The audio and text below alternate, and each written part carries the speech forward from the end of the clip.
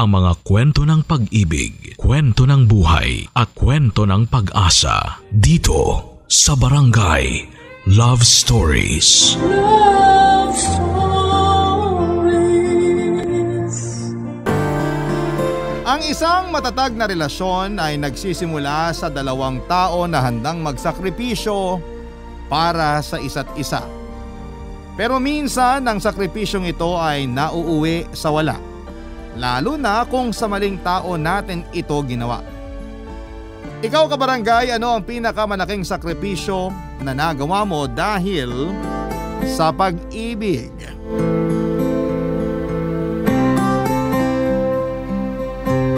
Dear Papa Dudut, hanggang saan ang kaya mong gawin para sa taong minamahal mo? Yan ang tanong sa akin ng mga kaibigan ko rate na hinding-hindi ko malilimutan. Ang naging sagot ko sa kanya ay pati buhay ko. Itataya ko para sa babaeng minamahal ko. Pinanindigan ko po ang mga sinabi kong yon hanggang sa pinagsisihan ko rin ang lahat sa bandang huli. Tawagin niyo na lamang po ako sa pangalang Efraim, 35 anyos at dating taekwondo instructor. 12 years old lamang ako noong una kong sumabak sa martial arts. Una kong inaral ang karate matapos kong i-enroll ng tatay ko sa isang training center. Sa ganong edad ay nakikipag-compete na ako ng karate sa iba't ibang lugar. Pero pagtungtong ko ng high school ay pansamantala akong tumigil sa karate matapos akong ma-injure ng sparring partner ko. Nag-focus ako sa pag-aaral, ganun pa man ay hinahanap-hanap na talaga ng katawan ko noon ang adrenaline rush na naibibigay ng martial arts sa katawan ko. Kaya naman matapos ang ilang taon ay lumipat naman ako sa taekwondo at yon ang sunod na inaral ko. Mula high school hanggang college ay ilang beses akong lumaban sa iba't ibang taekwondo competition. Yellow belter lamang ako noong nakuha ko ang first gold medal ko bilang isang atleta. Naranasan ko ring manalo dati sa palarong pambansa. Pagtanda ko ay nagpatuloy ako sa buhay ko bilang martial artist. Inaral ko rin ang Muay Thai at kickboxing. Hanggang sa naisipan kong magtayo ng sarili kong training center para sa mga gustong mag-aral ng martial arts, lalo na ang paborito kong taekwondo, Papa Dudut.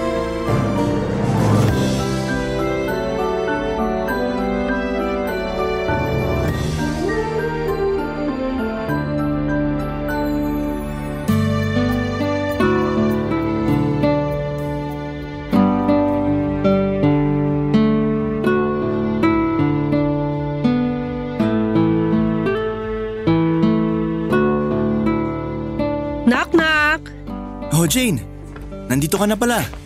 Kailan ka pa umuwi? Kararating ko lang.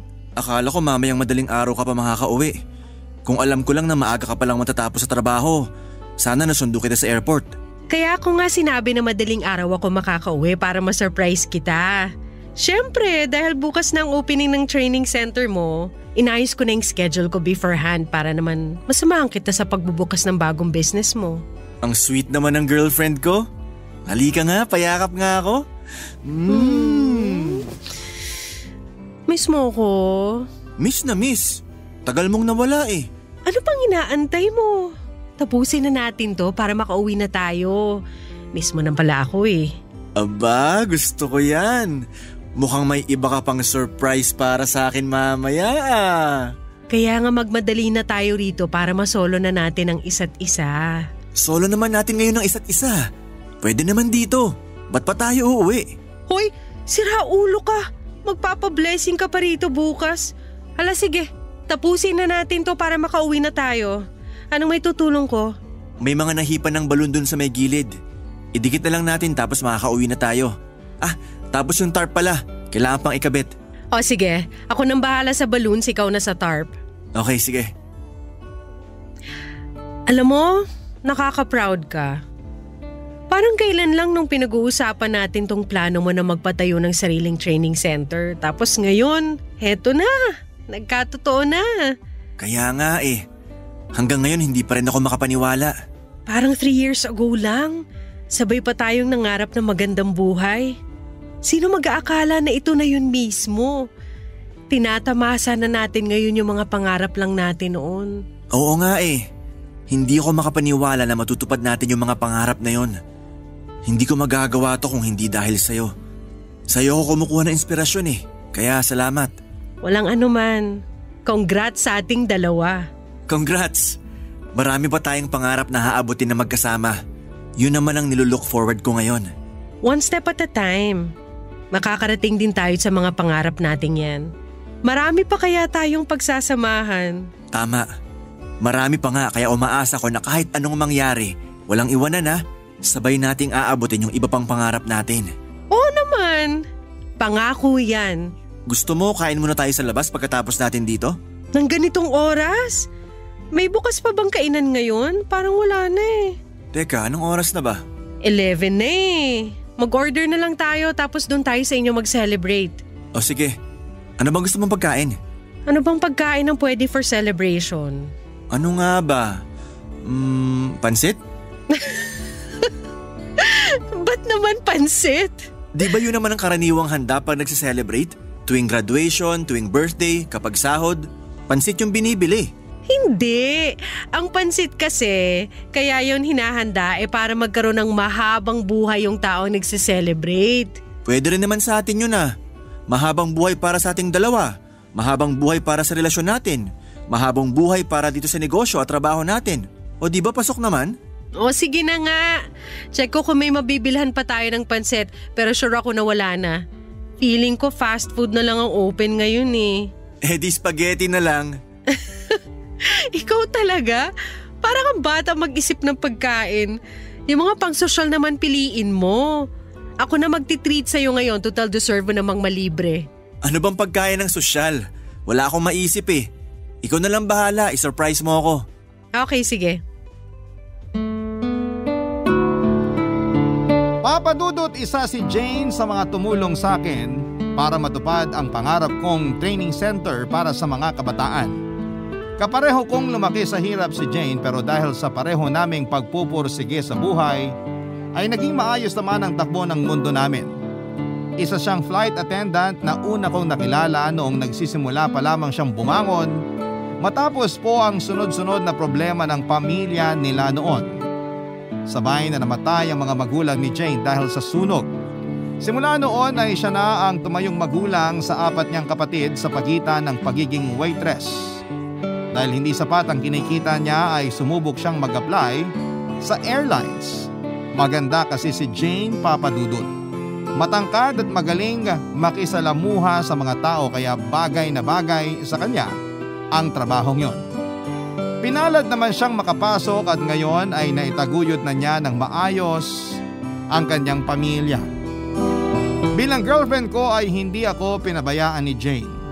Sinuportahan din niya ako sa pag-abot ng mga pangarap ko at yon ay ang makapagturo ng martial arts sa mga kabataan. Unang araw pa lamang ng training center ko ay dinagsana kami ng mga kabataang gustong matuto ng taekwondo. Karamihan sa kanila ay mga elementary at high school students na mula pa sa may kayang pamilya. Maliban sa kanila ay may ilan din akong kinuha para matuto ng taekwondo ng libre. Isa na rito si Ken, ang kapitbahay ko at ang pinakamatanda sa mga estudyanteng tinuturuan ko. 20 years old na siya na matagal nang gustong maging taekwondo player. Pero dahil sa hirap ay hindi niya naituloy ang pangarap niyang yon. Kaya naman nung nalaman niyang nagpatayo ako ng training center ay hindi siya nagdalawang isip na sumali. Bilang tulong ay tinuruan ko siya ng walang bayad, Papa Dudut.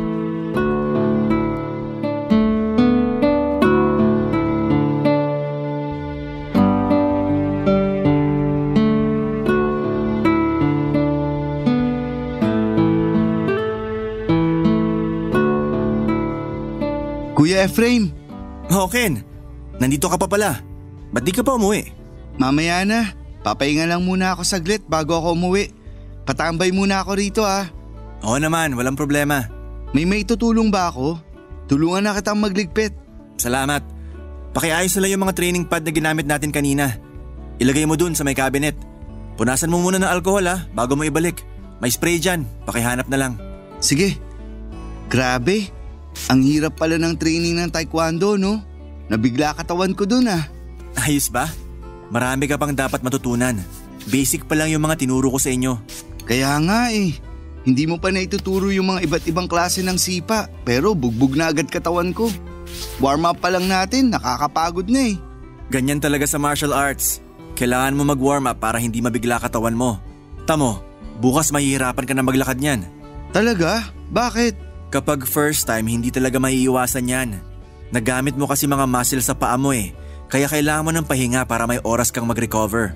Naku, edi hindi ako makakasama niyan sa training bukas. Pwede ka pa rin namang sumama bukas. Wala tayong physical activity bukas. Wala? Anong gagawin natin? Magkakaroon tayo ng lesson.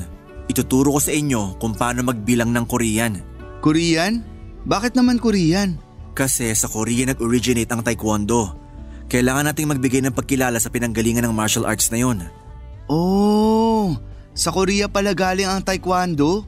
Ngayon ko lang nalaman yan Pagkatapos nun, tuturuan ko naman kayo ng basic kicks at punches. Para kapag dumating yung practical test nyo, marunong na kayo sa mga basics ng taekwondo. May practical test pa pala ang taekwondo? Oo naman. Ginagawa yon para malaman kung mapopromote na ba yung rank mo. Napapansin mo ba yung mga ginagamit nating belt kapag nagpapalit tayo ng dobok o yung uniform natin? Oo, maraming kulay yun White para sa aming baguhan. Tapos sa'yo naman black belt. Yun yung pinakamataas, di ba? Tama. Makikita mo kung anong rango ng isang taekwondo player sa gamit nilang belt. Magsisimula sa white belt tapos kapag na-promote ka, magiging yellow yung belt mo. Susundan yun ng blue, red, brown. At bago ka makakuha ng black belt, kapag hindi ka pa handa, pum belt o yung red at black na belt ang isusuot mo. Bukas ituturo ko lahat yan sa inyo. Wow! Ang dami palang rango sa taekwondo na hindi ko alam. Iyan ang magbibigay ng motivation sa mga players para pagbutihin pa ang training nila. Pero tip ko lang wala yan sa rank. Ang mahalaga ini-enjoy mo yung martial arts mismo. Nakaka-enjoy naman. Nakakapagod nga lang at masakit sa katawan pero sigurado namang masasanay din ako pagtagal. Pero matanong ko lang Kuya Efraim, paano nyo naman nakailigan ng taekwondo? Dahil yan sa tatay ko. Nung kabataan niya lagi siyang nabubuli. Hindi niya kayang protektahan sarili niya. Di siya marunong lumaban kaya di niya kayang ipagtanggol yung sarili niya.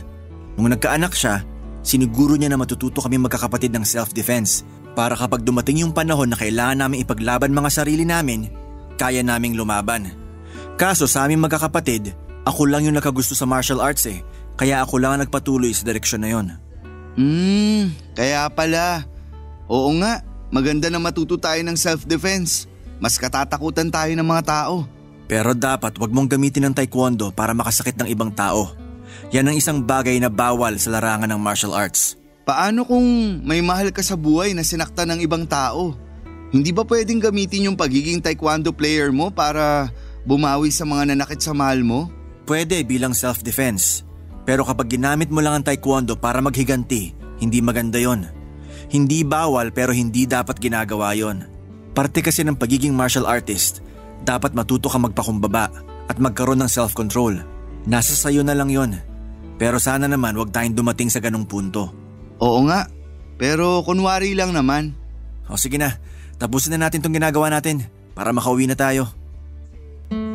Papa Dudut, mabilis na naging successful ang training center na ipinatayo ko. Sa tulong na rin ng mga katulad kong atleta na naging kaibigan ko na rin ay marami ang nag-enroll sa akin para magpa-train. Lalo na mga batang karaniwang lumalaban sa mga national sports competition. Kinuha rin ako bilang coach ng isang paaralan sa amin na laging suki ko sa mga international taekwondo competition. Dahil sa training center na binuo ko ay nakapagpundar ako ng maliit na coffee shop na ipinangalan ko sa girlfriend kong si Jane. Matagal na rin kasi niyang gustong magtayo ng coffee shop dahil coffee lover siya at yun ang naging regalo ko para sa kanya sa 6th anniversary namin bilang magkasintahan. Papa Dudut, wala na akong ibang mahihiling pa noon. Sobrang kontento na ako sa buhay na't pinatamasa ko. Nagagawa ko ang passion ko na magturo ng martial arts, may sarili akong negosyo at bukod doon ay may masaya akong love life. Ang kulang na lang noon ay ang magkaroon ako ng sariling pamilya na kasama si Jane. Kaya naman naisipan ko na sorpresahin siya sa pamamagitan ng pagbibigay ng singsing na matagal na niyang hinahangad. Pagsapit po ng birthday niya ay nag-propose ako sa kanya, Papa Dudut. Hiningi ko ang kamay niya at lumuhod ako sa harapan niya para pakasalan ako. Sinagot niya ako, Papa Dudut, at doon mismo nagsimula ang bagong chapter ng buhay naming dalawa. Ang hindi ko lang alam ay doon na rin pala magsisimulang magbago ang buhay ko. Barangay Love Stories. Barangay Love Stories. Bilang flight attendant ay hindi na bago sa akin ang malawak na social circle ni Jane, Papa Dudut. Marami siyang kakilala at marami siyang kaibigan at hindi nawawalan ng mga kaganapan sa buhay niya. Sa katunayan ay napakahirap ngang sumingit sa busy schedule nito. Ganon pa man ay nasanay na ako doon dahil parte na ng pagiging flight attendant ang maging sobrang busy. Daig pa nga namin noon ang magka-long distance relationship dahil mas marami pa siyang oras sa himpapawid kesa sa lupa. Laging malayo sa akin si Jane pero okay lang sa aming pareho yon dahil alam namin na kapalit ng pagiging malayo namin sa isa't isa ay ang pagpupursige namin para mas maayos pa ang estado ng buhay namin. Kapag naman pareho kaming hindi abala sa trabaho ay sinusulit din naman namin ni Jane ang oras na magkasama kami, Papa Dudut. Malimit lang kasing mangyari yon kaya buong araw ay wala kaming sinasayang na segundo. Sa katunayan, bago pa man kami magkitang dalawa ay nakaplano na mga gagawin namin sa araw na yon para hindi masayang ang oras naming pareho. Minsan naman kapag off ni Jane at busy ako sa trabaho ay lumalabas siya kasama ang mga kaibigan niya. Magkaiba ang buhay namin ni Jane sa labas ng relasyon namin. Simple lamang ako, Papa Dudut, okay na ako sa pagtambay sa bahay ng mga kaibigan ko. Minsan isang bote ng brandy lang at maliit na lamesa na sinamahan pa ng karaoke sa tapat ng bahay ay masaya na kami. Pero kay Jane ay masosyal ang buhay niya kasama ang mga kaibigan niya. Lagi siyang lumalabas kasama ng mga kaibigan niya na FA din. Nagpupunta sila sa mga bar at mga kainang medyo may kamahalan. Medyo magulo man ang buhay namin noon. Ang kinaganda naman ng relasyon naming dalawa ay meron kaming maayos na communication ng girlfriend ko. Ang problema nga lang simula nung nagkaroon ako ng sariling training center ay lagi na lamang akong pagod at paminsan-minsan ay hindi ko na nasasabayan ang mga gusto ni Jane, Papa Dudut.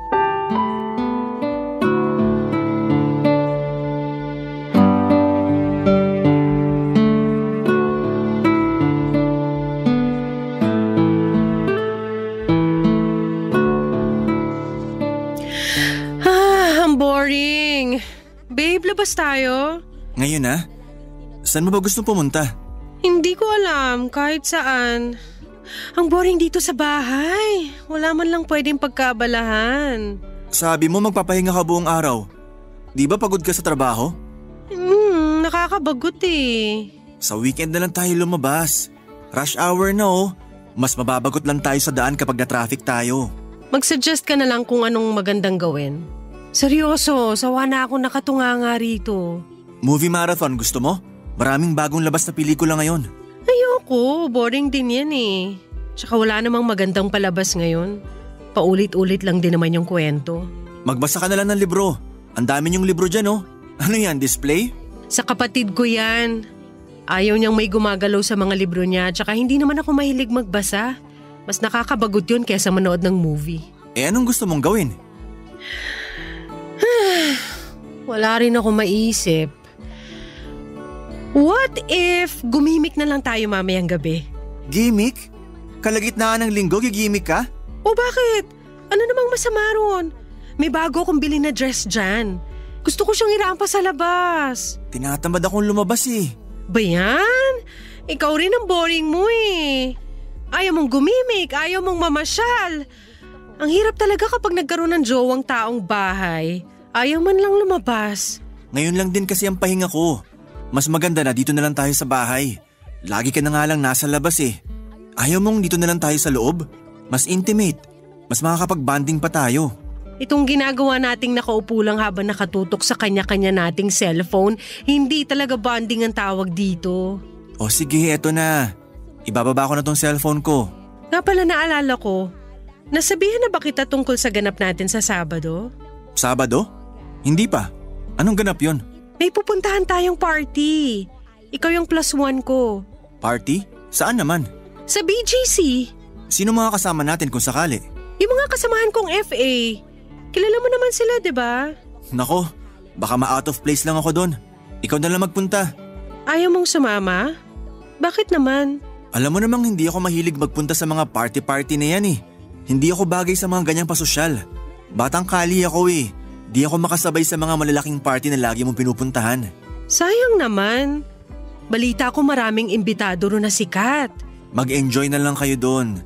Tsaka sa Sabado na rin pala yung training namin ng taekwondo. Hindi rin kita masasamahan. Sa Sabado na ba yun?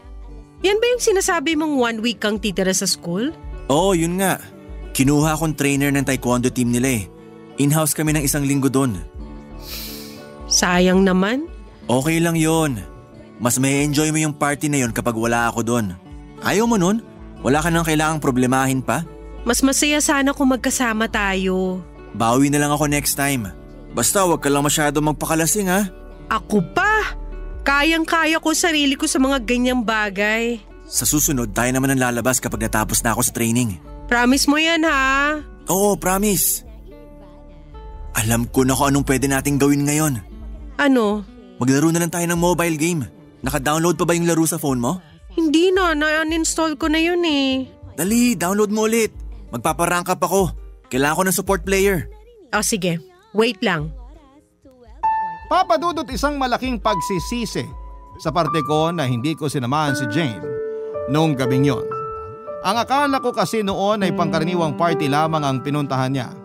Sanay na ako sa mga pagpunta nila sa mga party at gimika ng mga kaibigan niya. Malaki ang tiwala ko na kaya na ni Jane ang sarili niya pagdating sa mga ganong bagay, Papa Dudut, dahil lagi naman siyang nakakauwi ng matino at safe. Pero ang ganap na yon ay hindi pala katulad ng dating pinuntahan ni Jane. Naimbitahan sila sa isang malaking birthday party kasama ang ilang ma-impluwensyang tao. Marami sa mga nakasama niya ay anak ng mga politiko at negosyante. Nang mga panahong yon ay naka-in-house ako sa isang eskwelahan dahil may 1 week training kami ng mga batang tinuturuan ko para sa paparating na athletic meet. Wala akong kaalam-alam na may pinagdadaanan na pala si Jane noong natapos ang party na pinuntahan nila. Gabi-gabi naman kaming nag-uusap noon sa message at video call at ni isa ay wala siyang binanggit na masama tungkol sa nangyaring party. Basta ang sinabi lang niya ay masaya ang pinuntahan nilang ganap. Pero noong matapos ang 1 linggong training namin sa eskwelahan ay doon ko napansing may mali. Nag-iba ang mga kilos ni Jane at lagi siyang asiwa at para bang wala sa wisyo. Hindi siya nakafocus tuwing nag-uusap kami at parang lumulutang ang utak niya. Noong usisain ko kung ano ba talaga ang nangyayari ay parang bombang bigla na lang sumabog si Jane. Papa Dudut, nagngingit-ngit ang galit ko noong nalaman ko kung ano ang nangyari sa girlfriend ko ng gabing yon.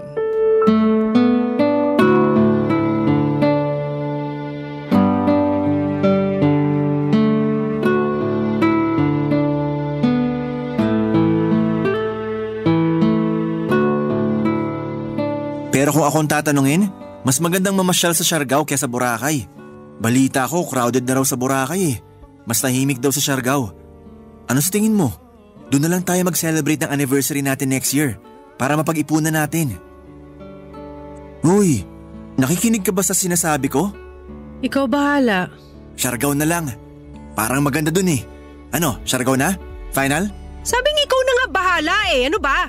Lah, galit na galit. Okay ka lang ba? Wala ako sa mood makapagkwentuhan ngayon.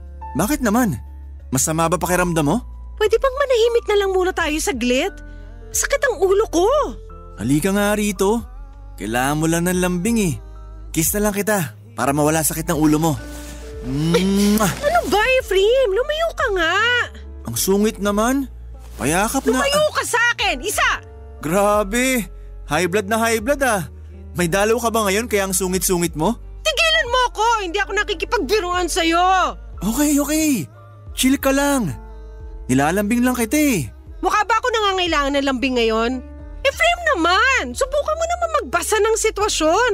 Hindi naman ako manghuhula para malaman kung anong problema mo ngayon eh.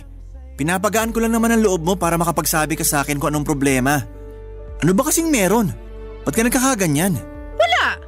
Gusto ko lang ng katahimikan. Please, kahit ngayon lang. May kinalaman ba yung party na pinuntahan mo kaya ka ganyan? Anong pinagsasasabi mo dyan? Bakit biglang napunta sa party yung usapan? Simula kasi nung nanggaling ka sa party na yon, nag-iba na ugali mo eh. Lagi ka nalang galit. Ano ba kasi nangyari doon? Ayaw mo naman kasi magkwento. Wala! Lagi nalang ganyan sagot mo. Wala, okay lang ako. Wala akong problema. Pero iba naman yung kinikilos mo sa mga sinasabi mo. Ano ba talaga? Sabihin mo na sa akin yung totoo. May nangyari ba? Hindi mo na kailangan malaman kung anong nangyari sa party na yon. So may nangyari nga? Kaya ka nagkakaganyan kasi may nangyari nung gabing yon? Ano bang mahirap maintindihan sa wala ako sa mood ngayon at ayoko makipag-usap? Nabobobo ka na ba sa kakataekwondo mo kaya hindi ka na makaintindi ngayon? Jane, yung bunganga mo. Alam kong galit ka. Pero ipaliwanag mo sa akin kung bakit ka galit para maintindihan ko kung bakit ka nagkakaganyan. Ayoko makapagbitiw ka ng mga salitang pagsisisihan mo rin sa huli. Hindi mo kakayanin kapag sinabi ko sa'yo ang totoo. Subukan mo ako. Kilala kita. Mas mabuting wala ka na lang alam sa mga nangyayari. Hindi naman pwedeng ganon. Boyfriend mo ako. Kaya may karapatan akong malaman kung anong nangyayari. Wala rin naman magbabago kapag nalaman mong totoo eh. May magbago man o wala. Gusto ko pa rin malaman kung anong nangyari. Gusto kong malaman kung bakit ka nagkakaganyan. Pinagsamantalahan ako. Ano? Sa party na yon, pinagsamantalahan ako. Ngayon, sabihin mo sa akin, anong gagawin mo sa nalaman mong impormasyon? Jane… Masaya ka na? Ha? Nalaman mo na yung sagot? Siyempre hindi. Sino magiging masaya sa nalaman ko? Kilala mo ba kung sinong gumawa sa'yo nito? Malis ka na! Gusto ko na muna mapag-isa! Jane… Umalis ka na! Papa Dudut, hindi lang daw isa kundi 5 ang gumalaw kay Jane ang gabing yon. Ang party na tinutukoy niya ay naganap sa isang kilalang hotel at ayon sa kwento niya sa akin ay nagsimula raw siyang nakaramdam ng pagkahilo bandang 12:00 ng gabi. Nang mga panahong yon ay saglit siyang nagpahinga at isa sa mga kwarto sa naturang hotel ay nagising na lamang siya na wala na siyang saplot at 5 kalalakihan ang mga nakapalibot sa kanya. Dahil sa parehong kalasingan at pagkahilo ay hindi na siya nakapalagpa. Ang hinala ni Jane ay may nilagay sa inumin niya kaya siya mabilis na nalasing. Papa Dudut, itago na lang po natin sa pangalang Greg ang lalaking may pakana ng lahat. Anak daw siya ng isang sikat na negosyante sa Pilipinas na malawak ang koneksyon at malaki ang impluwensya. Siya ang may birthday ng gabing yon at siya rin ang nag-invite sa grupo nila Jane. Nakilala ni Jane si Greg sa isa sa mga flight nila papunta ng Thailand at simula noon ay hindi na raw siya tinantanan nito. Walang salita na makakapag-describe sa galit na nararamdaman ko habang nagkikwento sa akin si Jane. Gusto ko sanang magsumbong sa mga pulis noon pero pinigilan ako ni Jane. Isa sa mga gumalaw sa kanya ay anak ng politiko at wala raw kaming laban sa kanila lalo na't mga salita ni Jane at salita ng mga akusado ang mangyayaring labanan. Sinabihan ko siyang magpa-medical certificate pero hindi rin siya pumayag dahil natatakot siyang kalabanin ng mga mayayamang angkan. Sobrang frustrated ako noon na ayaw man lang ni Jane na ipaglaban ang kanyang sarili. Naisip ko na kung ayaw niyang magkaroon ng hustisya sa mga nangyari sa kanya ay ako na mismo ang naglagay ng hustisya sa mga palad ko. At nangako ako sa kanyang ipaghihiganti ko siya. Papa Dudut. Barangay Love Stories. Barangay Love Stories. Simula nung nalaman ko ang mga nangyari kay Jane ay hindi na ako natahimik pa, Papa Dudut. Kahit na pinakiusapan ako ni Jane na kalimutan na lamang ang mga nangyari ay hindi ko siya pinakinggan. Naintindihan ko na natatakot siya dahil ayaw niya kong madamay ang pamilya niya pati na rin ang mga katrabaho niya. Pero hindi ako makakapayag na baliwalain na lamang ang mga nangyari. Isang krimen ang nangyari at dapat ay may managot dito. Kahit tutol ay sinubukan ko pa rin i-report sa mga pulis ang nangyari kay Jane, pero hindi daw ako pwedeng magsampa ng kaso kung hindi naman ako ang biktima. Hindi rin nakatulong na ayaw makipag-cooperate ni Jane kaya ang report na ginawa ko ay hindi pinansin ng otoridad. Kung si Jane ay mabilis na tinanggap ang mga pangyayari, ako ay hindi papadudot. Ako na mismo ang nag-isip ng paraan para makaganti sa Greg na yon. Ilang linggo kong tiniktikan na si Greg, minanmanan ko siya mula sa bahay nila hanggang sa trabaho para malaman kung ano ang routine nito at kung saan siya palaging nagpupunta. Sa halos isang buwan kong pagmamanman kay Greg ay napansin kong lagi itong nagpupunta sa isang hotel. Hindi siya dumadaan sa entrance ng hotel papadudot, sa halip ay diretso siya sa likod nito. Sa may basement parking para siguro ay hindi makaagaw ng atensyon, lalo na't iba't ibang kababaihan ang pinapasok niya sa lugar na yon. Papasok itong may kasamang babae at lalabas siyang mag-isa na lamang. Nang masigurado ko kung ano ang weekly routine ni Greg ay doon ko na po sinagawa ang plano ko para sa kanya.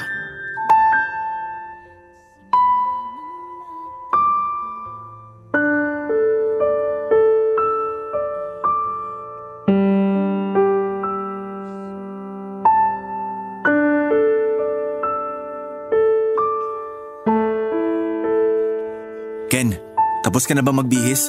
Oo, tapos na. Bakit? Halika rito. May sasabihin ako sa'yo. Ano yun?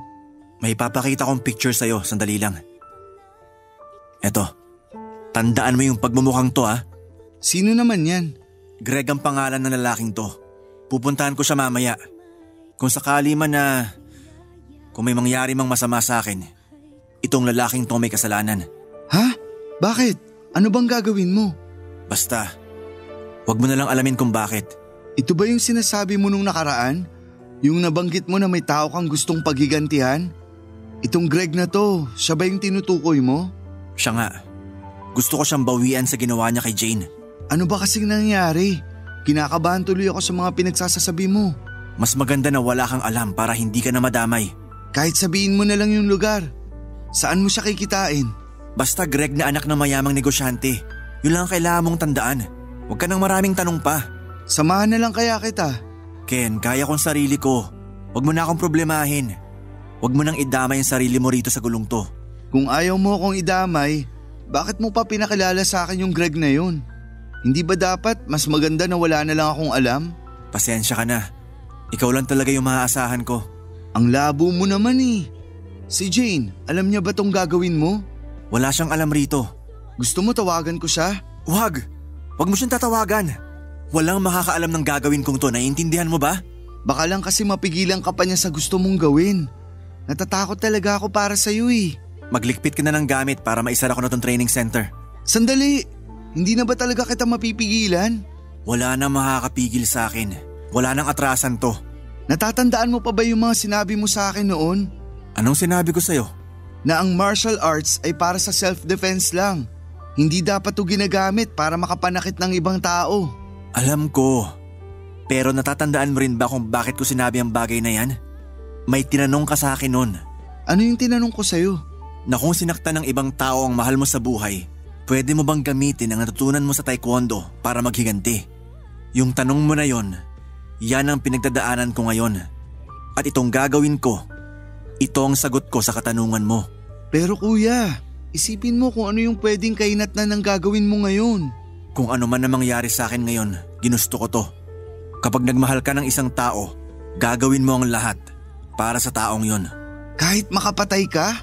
Kahit makapatay at mapatay pa ako. Isipin mo muna ng mabuti to para wala kang pagsisiyan sa huli. Hinahayaan mo kasing galit ang nagdedesisyon para sa'yo eh. Isipin mo, kapag ba nakapaghiganti ka na, magiging maayos na ba ang lahat? Mawawala na ba ang galit na nararamdaman mo? Kapag nagawa mo na yung gusto mo, magiging masaya ka na ba? Oo. Kapag nagawa ko to, mapapanatag na ako. Kung ganun, wala na akong magagawa pa. Mag-ingat ka. Kung kailangan mo ng tulong, tawagan mo ako agad. Salamat. Ito yung susi ng training center. Ikaw na lang magsara. Mauna na ako sa'yo. Sige, ako nang bahala rito. Salamat. Papa Dudut, inabangan ko si Greg sa hotel na lagi nitong pinupuntahan. Ilang oras akong naghintay sa likuran ng hotel para sa pagdating nito. Kalkulado ko na noon ang mga galaw ni Greg kung ano ang oras siya darating at kung ilang oras siyang mananatili sa hotel na yon. Nang natsambahan kong umalis ang guard na nagbabantay sa parking lot ng hotel, ay mabilis akong pumasok doon at pumwesto sa parte ng parking lot na hindi kuha ng CCTV. Ilang oras ako nagabang malapit sa kotse ni Greg at noong lumabas na ito na mag-isa na lamang ay doon ko siya kinumpronta. Gamit ang mga natutunan ko sa martial arts ay hindi na ako nakapagpigil pa, Papa Dudut. Alam kong mali at taliwas sa layunin ng martial arts ang ginawa ko, pero para sa hustisya ay binugbog ko si Greg. Bawat galit na nararamdaman ko sa ginawa niya kay Jane ay ibinuhos ko. Lahat ng mga sipa at suntok sa katawan niya ay ginawa ko. Noong nakita ng gwardyang naka-duty ang nangyayari, agad siyang gumawa ng paraan para pigilan ako. Mabilis naman po akong nakatakas bago pa man nagsidatingan ng mga pulis. Hindi nila ako natuntun, Papa Dudut, dahil nakasuot ako ng mask ng gabing yon. Hindi rin ako umuwi ng bahay at sa ibang lugar ako nagpunta para hindi nila ako masundan kung sakali mang gumawa sila ng investigasyon dahil sa mga nangyari. Pagkatapos noon ay nagpatuloy ako sa aking daily routine. Bumalik po ako sa pagtuturo ng taekwondo na para bang walang nangyari. Pero 3 araw ang lumipas, matapos ang nangyaring pambubugbog ay galit na nagpunta sa akin si Jane. Matapos nitong malaman kung ano ang nangyari.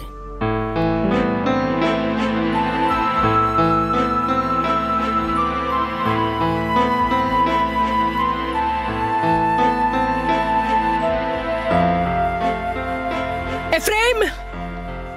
Efraim, nasan ka? Babe, nandito ako. Bakit? Ano yung ginawa mo?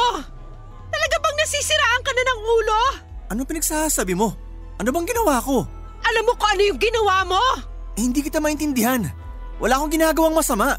Kay Greg! Anong ginawa mo kay Greg? Wala akong kilalang Greg. Huwag mo nga akong pinaglololoko, Efraim. Binugbog mo siya! Paano mo naman nalaman yung balitang yan? Hindi na importante kung paano ko nalaman. Alam mo ba kung ano yung ginawa mo? Dapat lang sa kanya yon. Pasalamat siya, humihinga pa siya ngayon eh. My gosh! Kahit kailan hindi ka talaga marunong gumamit ng kukote mo, no? Mas lalo mo lang pinalala ang sitwasyon eh. Sabi ko naman sa'yo na kalimutan na natin yung nangyari. Paano ko kakalimutan yung ginawa nila sa'yo? Binastos ka, Jane. Binaboy ka nila. Anong gusto mo? Magmaang-maangan ako sa nangyari? Hindi ko alam kung paano mo natatanggap na lang basta yung nangyari sa'yo. Pero para sa akin, hindi ako mapapanatag hanggat hindi natin nakakamit ang hustisya. Hustisya? Efraim, walang hustisya pagkalaban mo taong maimpluwensya. Alam mo ba na pinaghahanap ka na nila ngayon? Huwag kang mag-alala. Hindi nila ako nakilala. Anong hindi nakilala? Tinawagan ako ni Greg. Alam niya na ikaw yung may gawa nun sa kanya. Paano naman niya nalaman? Eh di naman niya ako kilala. Sabihin mo nga, ano ba talaga ang totoo? Bakit parang mas kinakampihan mo pa tong Greg na to? Bakit parang ako pa yung may kasalanan sa nangyari? Wala kang alam. Wala kang alam sa nangyari kaya dapat hindi ka na lang nangialam. Pwes ipaalam mo sa akin. Ano pa bang hindi ko alam?